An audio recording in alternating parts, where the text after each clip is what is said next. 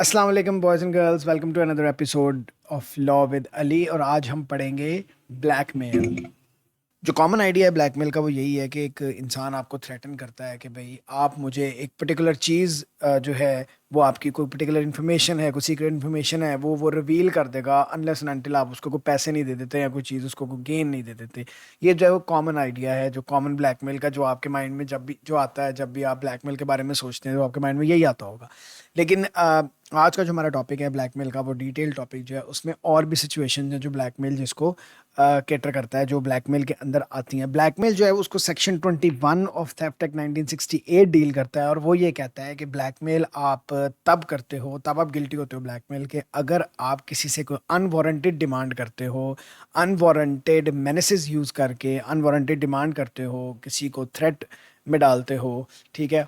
और जो है उसकी इंटेंशन आपकी होनी चाहिए कि यहाँ आप किसी का, आपका या किसी का गेन है या उसका दूसरे पर्सन का कोई लॉस है।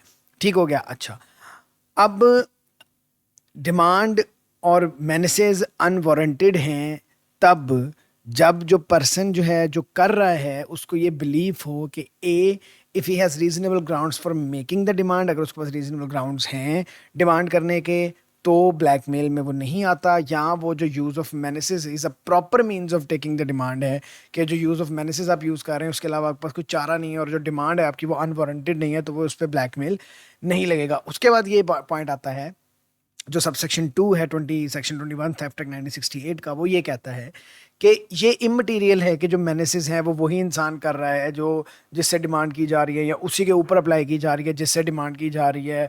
और जो है एक्ट और ओमिशन है डिमांड का, ये चीज़ इमटेरियल है। Once you have this intention to cause loss of someone else and have a gain of yourself, और आप एक अनवारंटेड डिमांड करते हैं अनवारंटेड मेनेसिस को इस्तेमाल करते हुए, तो वो ब्लैकमेल में आता है।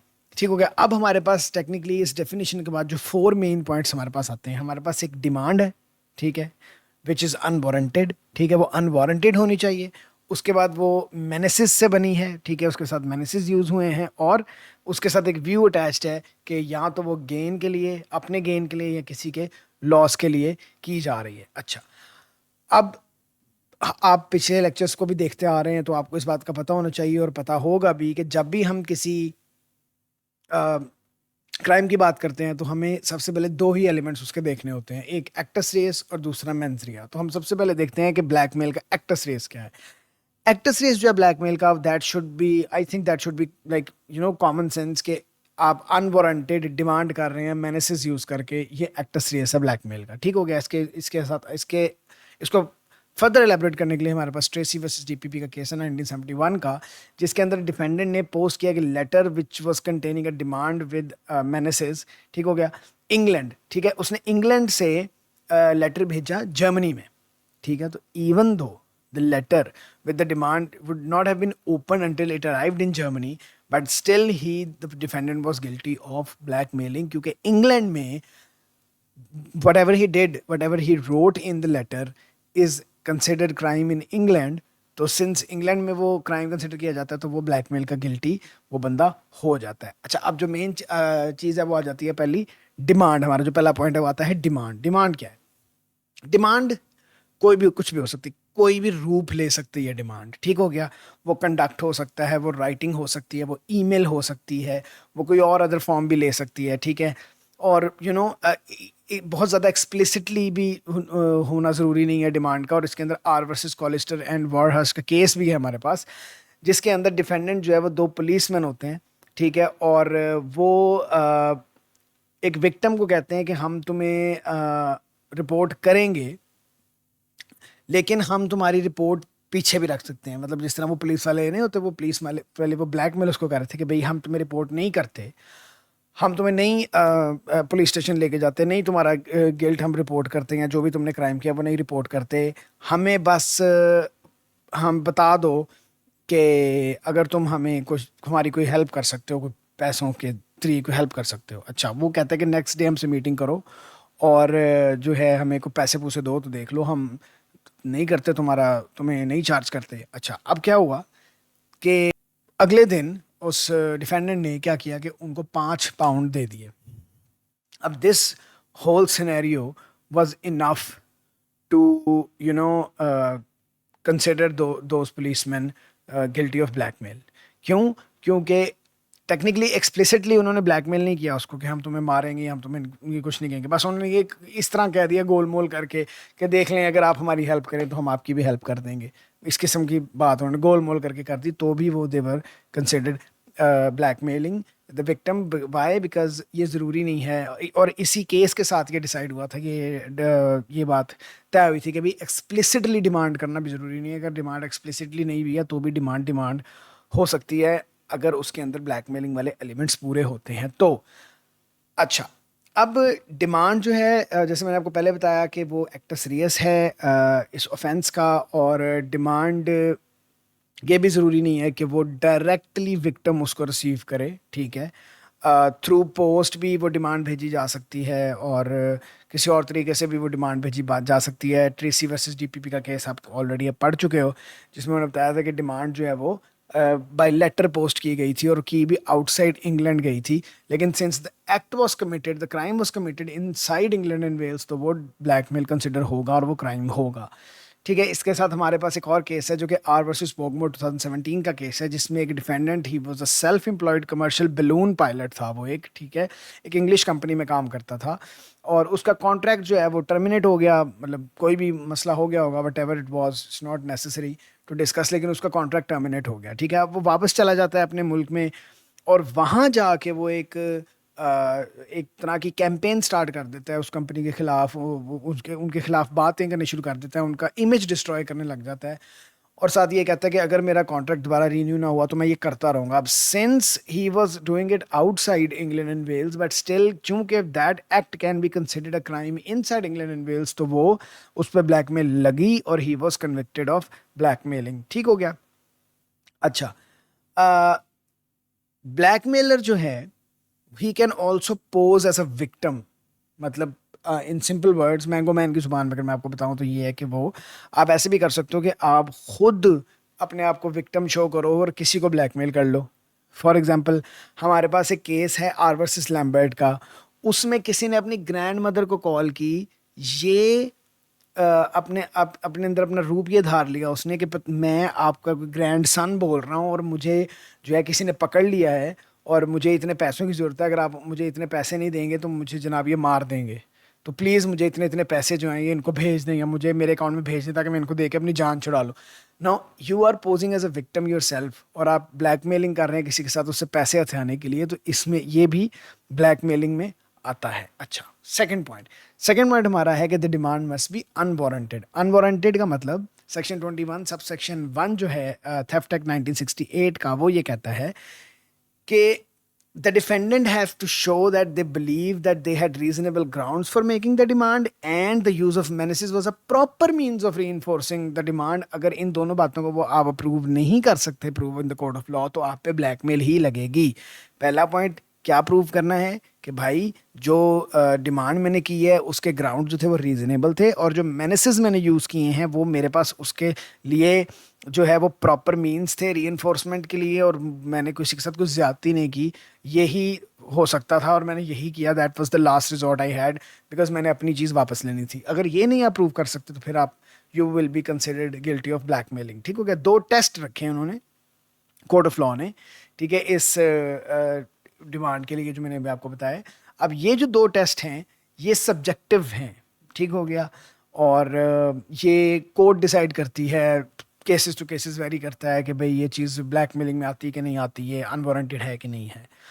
अच्छा, अब जहाँ तक रीजनेबल ग्राउंड्स की बात है, इसके लिए हम एक केस देख लेते हैं, आर वर्सेस हार्वी का 1981 का एक केस है, जिसमें डिफेंडेंट ने विक्टिम को पे किए £20,000, ठीक है, for what he claim to be a specific illegal product. अच्छा, अब प्रोडक्ट जो थी वो इलीगल नहीं थी, और जो डिफेंडेंट थे अब उनको अपनी वापस चाहिए थी पैसे, क्योंकि जो कॉन्ट्रैक्ट था, वो डील जो थी वो इलीगल थी। अच्छा, अब मसला ये कि सिंस कॉन्ट्रैक्ट इलीगल हो या वो चीज़ जिसके अंदर आप डील कर रहे हो वो इलीगल हो, तो आप उस कॉन्ट्रैक्ट को इन्फोर्स नहीं करवा सकते through court of law. Why? Because वो चीज़ ही इलीगल है। अगर आप कोर्ट में जाओगे तो उल्टा आपको रिलीफ मिलने के बजाय आप खुद पकड़े जाओगे कि भाई आप इलीगल चीज़ में डीलिंग क्यों कर रहे हो। ठीक हो गया। अच्छा, अब उनको पैसे वापस चाहिए थे। अब पैसे वापस चाहिए थे तो उन्होंने क्या किया कि उन्होंने जनाब, उनके पास एक ही हाल था कि उन्होंने विक्टिम की वाइफ और उसके बच्चे को किडनैप कर लिया। ठीक हो गया कि जी हम इनको मर्डर कर देंगे अगर हमें पैसे वापस नहीं मिले। अब 20,000 pound is a lot of money, वो भी 1981 की बात है, तो it's a lot of money. अच्छा, अब सिंस दे अब अब टेक्निकली हम देखें तो पैसे उनके अपने ही थे, वो अपनी चीज़ ही वापस मांग रहे थे, लेकिन तरीका गलत था, इसलिए उनके ऊपर ब्लैकमेलिंग लगी। क्यों? क्योंकि वो जो दो टेस्ट हैं, जो दो पॉइंट हैं कि जी रीजनेबल डिमांड और जो यूज ऑफ मेनेसिस है वो पॉजिटिव है, वो रीजनेबल है, वो ये इन दोनों में नहीं था कि आपने किसी से पैसे मांगने तो उसके बीवी और बच्चे का क्या कसूर है, उनको आपने काय को कर दिया। अच्छा, अब when they appealed against their conviction, उन्होंने जब अपील की अपनी कन्विक्शन पे वही दोनों बातें करके कि जी हमारी अपनी चीज़ें हम मांग रहे थे और हमारे पास और कोई चारा नहीं था। अब उन्होंने, जजेस ने कहा कि नहीं, आपको बचने के लिए, डिफेंस लेने के लिए दो बातें प्रूव करनी पड़ेंगी, और वो दो बातें वही थी कि they believed that they had reasonable grounds for making the demand। ठीक हो गया। और दूसरी बात ये कि they believed the use of menaces was a proper means of reinforcing the demand। ठीक हो गया। और ये दोनों बातें जो हैं ये जूरी डिसाइड करती है, केस को देखते हुए। ये सब्जेक्टिव है और जूरी डिसाइड करती है कि भाई जो चीज़ उसने यूज़ की है या जो डिमांड कर रहा है और जो तरीके से, जिस तरीके को इस्तेमाल करके डिमांड की जा रही है वो जो है वो रीजनेबल है या नहीं है। ठीक हो गया। अच्छा, अब इसका मतलब हम इस नतीजे पे पहुंचे हैं कि ये जो दो टेस्ट हैं, इन दो टेस्ट के बाद हमें ये पता लगा कि इवन अगर आपने अपनी चीज़ भी किसी से वापस मांगनी है तो उसका तरीका भी जायज़ होना चाहिए। नाजायज़ तरीके से आप अपनी चीज़ भी वापस नहीं मांग सकते। ये बात अब प्रूव हो चुकी है, इस पे हम फुल स्टॉप लगा देते हैं। अच्छा, अब मेनेसिस पे आ जाते हैं कि जो अनवारंटेड डिमांड है आपकी वो मेनेसिस के साथ होनी चाहिए। मेनेसिस का क्या मतलब है? मेनेसिस का मतलब है कि किसी को आप सीरियस थ्रेट में डालें। ठीक है। एंड मेनेस वर्ड जो है वो सिर्फ थ्रेट के लफ्ज से ज़्यादा वाइडर वर्ड है, आप इसको थ्रेट के सिनोनिम में नहीं ले सकते। वर्सेस लॉरेंस एंड पॉमरॉय का जो केस है 1971 का, इसमें डिसाइड हुआ था कि जो मेनेसिस है ये एक ऑर्डिनरी इंग्लिश लफ्ज है और वो जूरी जो है वो द जूरी इज एक्सपेक्टेड कि वो इस वर्ड को अंडरस्टैंड करेंगे और इसका मतलब जूरी को आता होगा। उस केस में क्या हुआ कि दो डिफेंडेंट थे, दे carried out building repairs on the victim's house. ठीक हो गया। अब विक्टिम जो था ही वाज रिफ्यूजिंग टू पे। ठीक है, बिकॉज क्या उसे कहते हैं, जो क्लेम्ड के उन्होंने कहा कि जी आपने जो रिपेयर किए हैं ना मेरे घर में वो बड़े पुअरली रिपेयर किए हैं, मज़ा नहीं आया उन रिपेयर्स का, तो मैं आपको इस घटिया काम का पेमेंट नहीं कर सकता। डिफेंडेंट्स ने क्या किया कि they went to the victim's house. ठीक है, और उन्होंने उसको कहना शुरू कर दिया। अब जो लफ्ज़ उन्होंने बोले मैं आपको बता देता हूँ प्रॉपरली। जो सेंटेंस उन्होंने बोले, उन्होंने कहा कि step outside the house and we will sort this out. The second defendant said in a threatening way, come on mate, come outside. Later it was found that the first defendant was carrying a flick knife as well। उनमें से एक बंदे के पास flick knife भी थी। ठीक है, और उनके ऊपर जब ब्लैकमेल लगी, उन्होंने ब्लैकमेल लगने पे अपील की। अपील में उन्होंने ये कहा कि भाई हमारे अपनी चीज़ थी, हम अपनी चीज़ वापस मांग रहे थे, इसमें ऐसी कौन सी बात है। लेकिन कोर्ट ऑफ अपील ने भी उनकी कन्विक्शन होल्ड की और उन्होंने कहा नहीं, this was not the right way, ये रीजनेबल ग्राउंड्स नहीं, रीजनेबल ग्राउंड्स होंगे भी आपके, लेकिन फिर भी आपने जो मेनेसेस की वो बिल्कुल अनवारंटेड थी और ये चीज़ करनी नहीं बनती थी। You can not threaten a person and you can not use knifes even if you have to ask for your own thing back from a person, it has to be reasonably sorted out और reasonably done। वो case भी कर सकते थे, ये कोई illegal contract नहीं था, ये कोई इलीगल चीज़ों की लेन देन नहीं हो रही थी। They could have gone to the court, वो कॉन्ट्रैक्ट लॉ के तहत केस भी कर सकते थे, बट नहीं, they use the wrong way and wrong things happened with them. अच्छा जी, तो the unwarranted demand must be made with menaces का जो अगला पॉइंट है वो ये है कि मेनेसिस जो है ना, वो कहा जाता है आर वर्सेस क्लियर 1968 में ये बात डन हुई थी कि मेनेसिस जो है वो इस किस्म की होनी चाहिए कि एक नॉर्मल ऑर्डिनरी पर्सन जो है ना with normal Sen mind mind and courage, वो एप्रीहेंड कर सके कि हाँ भाई ये जो हरकत हो रही है ना ये थ्रेटनिंग है, ये मेनेसेस में आती है, तो इतनी बात हो तो मेनेस हो जाती है, वो कंसिडर्ड ब्लैकमेल कंसिडर हो जाएगा। अब आ जाते हैं मेंसरी ऑफ ब्लैकमेलिंग पे। एक्ट ऑफ सीरीज हमारा पूरा हो गया, अब मेंसरी पे आ जाते हैं। मेंसरी ऑफ ब्लैकमेलिंग जो है ना उसके 3 एस्पेक्ट्स हैं। जो पहला एस्पेक्ट है वो ये है कि इंटेंशन हो, ठीक है, मेकिंग अनवारंटेड डिमांड विद मेनेसेस। जो दूसरा पॉइंट है वो ये है कि जब आप ये काम कर रहे हो, यू नो, अनवारंटेड डिमांड कर रहे हैं मेनेसेस के साथ, you have, you know, an intention to gain something for yourself और अनदर पर्सन और to cause loss to another person. ठीक हो गया, ठीक है। और either not believing one has the reasonable ground for demanding the menaces, or not, you know, not using the proper means for menaces, तो ये चीज़ हो जाती है। ठीक हो गया। अच्छा, उसके बाद हम आ जाते हैं डिफेंडेंट जो है, अगला जो पॉइंट हमारा पास वो ये है कि और अगला हमारा ये पॉइंट है कि जो हमारा आपकी जो ब्लैकमेलिंग की इंटेंशन है उसके साथ आपका एक्टर सीरियस होना बहुत ज़रूरी है। एक्शन, फिजिकल एलिमेंट उसके साथ होना बहुत ज़रूरी है। सिर्फ सोच लेना और माइंड में इंटेंशन बना लेने से ब्लैकमेलिंग नहीं होती। You know, actor serious and mens rea को इकट्ठा होना बहुत ज़रूरी है। और एक और जो फ़र्क है ब्लैकमेलिंग में, जो बाकी पिछले हमने जितने भी लॉस पढ़े हैं उसमें आपने एक चीज़ देखी होगी कि उसमें एक पॉइंट साथ में आता था मेंसरिया में, डिसऑनेस्टी। ब्लैकमेलिंग में डिसऑनेस्टी वाला एलिमेंट नहीं है। You do not have to prove dishonesty. आप अगर ब्लैकमेल किसी को कर रहे हैं, विद मेनेसेस कर रहे हैं, अनवारंटेड डिमांड कर रहे हैं, it is enough to charge the other person for blackmail. उसमें डिसऑनेस्टी का एलिमेंट नहीं आता। सेक्शन 34 का subsection 2 subsection A theft act 1968 जो है वो आगे फर्दर डिफाइन करती है कि लॉस और गेन क्या है। I will read out the sections as they are. ठीक है, वो कहता है कि for the purpose of this act gain and loss are to be constructed as extending only to gain or loss in money or other property, but as extending to any such gain or loss, whether temporary or permanent, and gain includes a gain by keeping what one has, as well as a gain by getting what one has not, and loss included a loss by not getting what one might have or one might get, as well as loss by parting with one has, with anything that you have. ठीक हो गया। तो gain का मतलब है कि आपके पास कोई चीज़ नहीं है, वो आपको गेन हो रही है।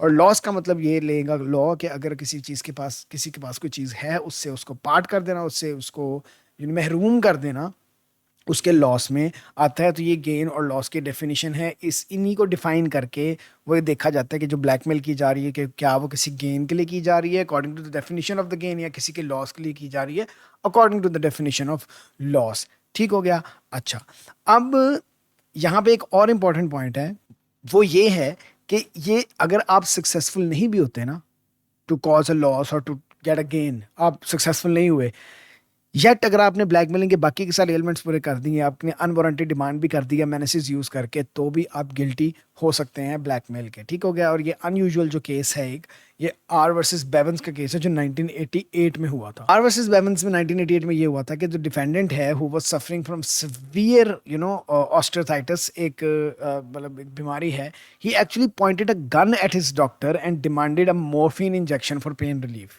उसने गन कहा जी मुझे टीका लगाओ, मुझे बहुत पेन हो रही। The doctor gave him the injection.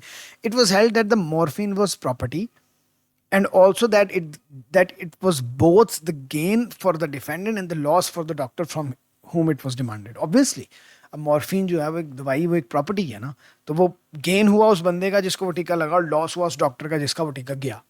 ठीक हो गया। तो पॉइंटिंग अ गन कि मैं मार दूंगा अगर तुम मुझे टीका नहीं लगाओगे, तो yes, it was totally blackmailing.